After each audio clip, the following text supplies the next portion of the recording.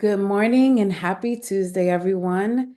And today is day two of phase one, acknowledging grief, where we will be discussing the five stages of grief.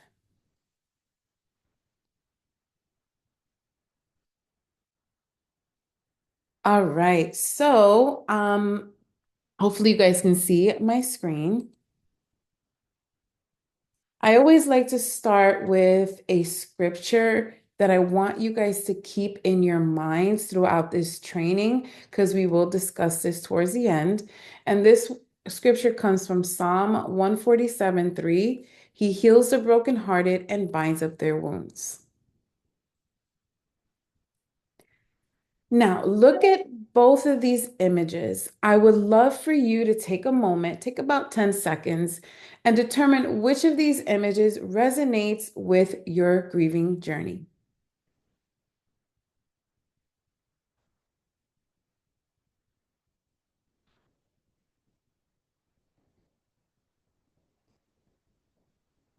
All right. Hopefully, you have had enough time to figure out which one resonates with you the most. I can tell you for myself, the right one looks so much prettier and so much more in line and in order. And that would be something that I would prefer in life, if things went smoothly and went in one direction. Especially when it's something that I'm trying to get to a goal. And so that is not my reality. The left one is the one that I resonate the most now that I am in this experience. I'm noticing that it is not a linear journey. So here are the five stages of grief. According to Kübler-Ross, the number one is denial. It's avoidance, confusion, elation, shock, and fear. The second one is anger, frustration, irritation, anxiety. The third one is bargaining, overwhelmed, helplessness, hostility, and flight. The fourth one is depression, struggling to find meaning, reaching out to others, telling one story. Acceptance is number five, exploring options, new plans, and moving on. If you notice down here is a long line in one direction and it says time. So it's the understanding that with time, you will get through these five stages and it's only linear.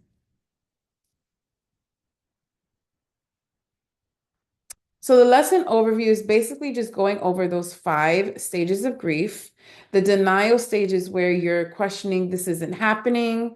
Anger, why did this happen? Bargaining, if only. Four, depression, this is so hard. And five, acceptance, I'm learning to move forward. The key insight here is that not everyone experiences all stages and they don't follow a set order. Grief is deeply personal and can involve moving back and forth between stages. So for me and my journey, I know that I definitely have experienced some anger, some depression, and some denial. Acceptance comes with my faith.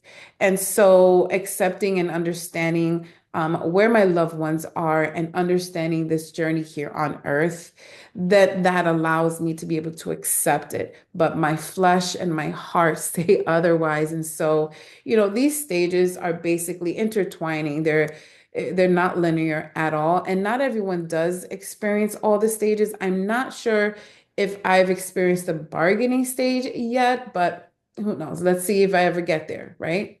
So definitely something that's personal. Emphasizing flexibility. So here's some three key points I want to mention. Grief doesn't have a one size fits all pattern. If anyone you've spoken to or someone that you've tried to talk to has not experienced this journey or has experiences but did not allow for themselves to be on the journey, there's this assumption that everyone goes through these five stages. Oh yeah, just go through the stages. You're going through stage one right now. You'll get to stage two, which is not the case. Secondly, you may revisit certain stages multiple times, or you may stay in one stage for a long time. That happens as well. And all emotions are valid no matter how long they last. So if you are in a stage of anger where you feel frustration and anger and you've been there for a while, and people are just trying to tell you you need to get over it. No, your emotions are valid. If you're in that place in that time, there is a reason for it, and it's going to take you to understand why you're in there, process it, and try for yourself to move on to the next thing.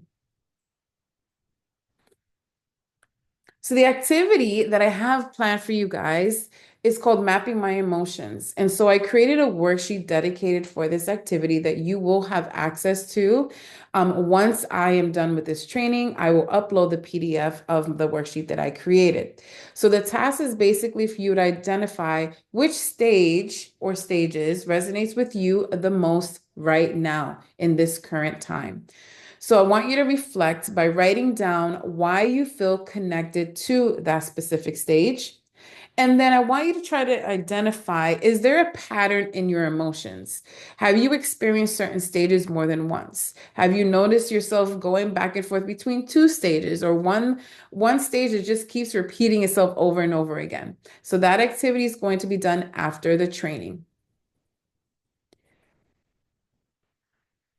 This image here, I love so much because again, we come into this journey and other people expect others to walk in this journey with the expectation that it is a linear progression. It is something you start off with, and there are different stages that you progress through, and then finally you're at that acceptance stage, and then finally you move on and grief no longer exists.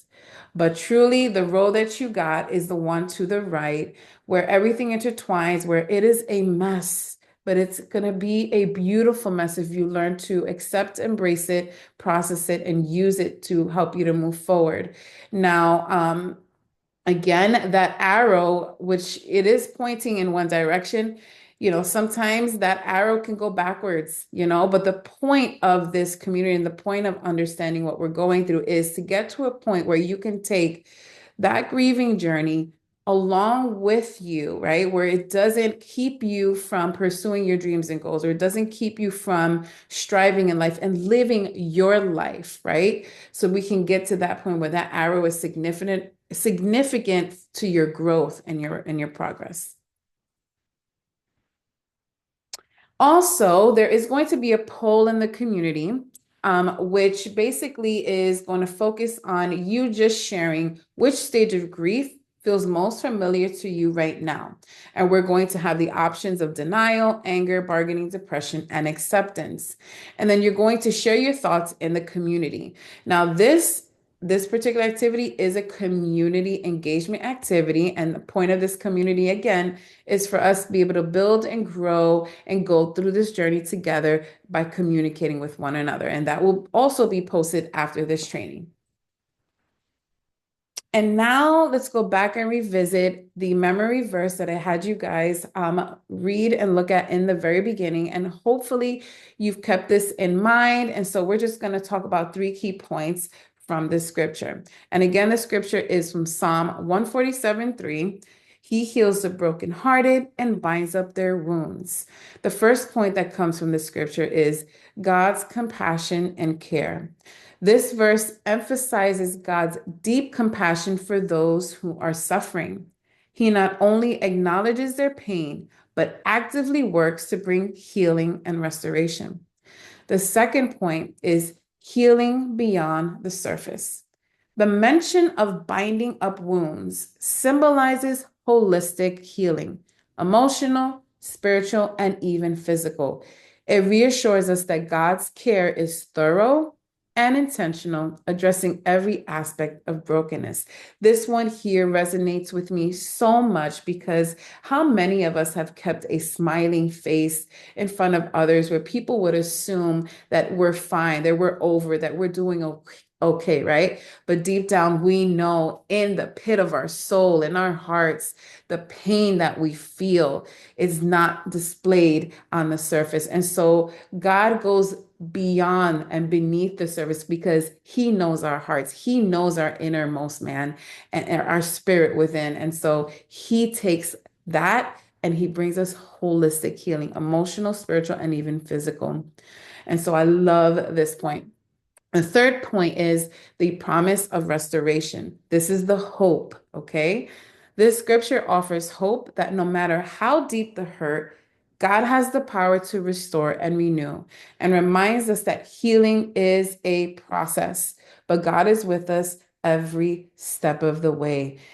My friends, there is hope through this pain. And so hopefully that, in this community, you are understanding that I want you guys to be okay with embracing your grieving journey, because this is something that you're going to learn about yourself, and it's going to help you to be able to move forward, not letting go of your loved one, but moving forward in life using that pain. And so, and understanding that God can restore and renew what we feel is broken, and He can take ashes and bring beauty out of them.